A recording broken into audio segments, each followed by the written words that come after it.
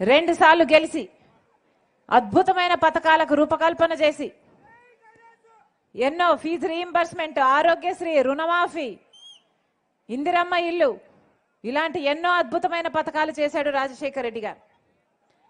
అవన్నీ రాజశేఖర రెడ్డి గారు చేయగలిగాడు అంటే దానికి కారణం ఇక్కడ తన తమ్ముడు కడప జిల్లా వ్యవహారాలన్నీ అంత చక్కగా చూసుకున్నాడు కాబట్టి. రామునికి లక్ష్మణుడు ఎలాగో రాజశేఖర రెడ్డి గారికి వివేకానంద రెడ్డి గారు అలాగా. మీ అందరికీ తెలుసు, వివేకానంద రెడ్డి గారి దగ్గరికి ఎవరైనా సార్ మాకు ఈ పని ఉంది అని అడిగితే వివేకానంద రెడ్డి గారు వాళ్ళని తన బండిలోనే కూర్చోబెట్టుకొని ఆఫీసర్ వరకు తీసుకువెళ్ళి ఆ కలెక్టర్తోనో ఆఫీసర్తో మాట్లాడి అక్కడికక్కడే సమస్యలు పరిష్కరించేవాడు. అంత అందుబాటులో ఉండే నాయకుడు వివేకానంద రెడ్డి గారు, మీ అందరికీ తెలుసు.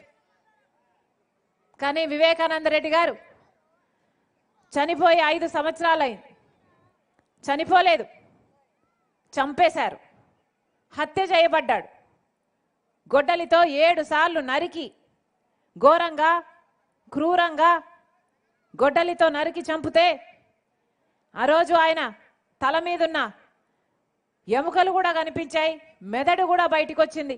అంత ఘోరంగా క్రూరంగా చంపారు. ఆ రోజు తెలియదు మాకు చంపింది ఎవరు అని. కానీ ఈరోజు 5 సంవత్సరాల తర్వాత సిబిఐ ఎంక్వైరీలో స్పష్టంగా తేలిన విషయం, సాక్ష్యాలు ఆధారాలు అన్నీ చూపుతూ సిట్టింగ్ ఎంపీగా ఉన్న అవినాష్ రెడ్డి గారి హస్తం ఉందని, చంపించిన వారిలో ఈయన ఉన్నాడు అని సిబిఐ స్పష్టంగా చెప్తుంది. మేము చెప్పటం లేదు, సిబిఐ చెప్తుంది.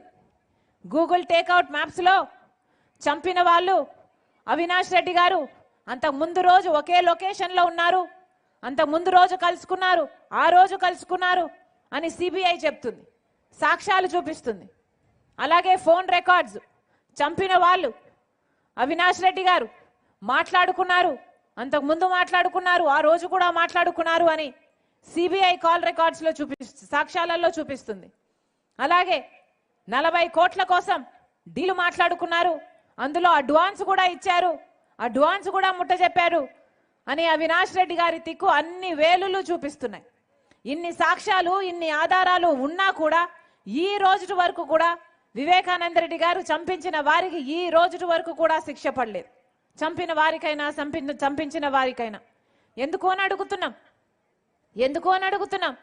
ఎందుకంటే చనిపోయింది, చంపబడింది సాక్షాత్ రాజశేఖర రెడ్డి గారు 2 సార్లు ముఖ్యమంత్రిగా ఉన్న వ్యక్తి తమ్ముడు అయినప్పటికీ రాజశేఖర రెడ్డి గారి కొడుకే ముఖ్యమంత్రి స్థానంలో ఉండి తన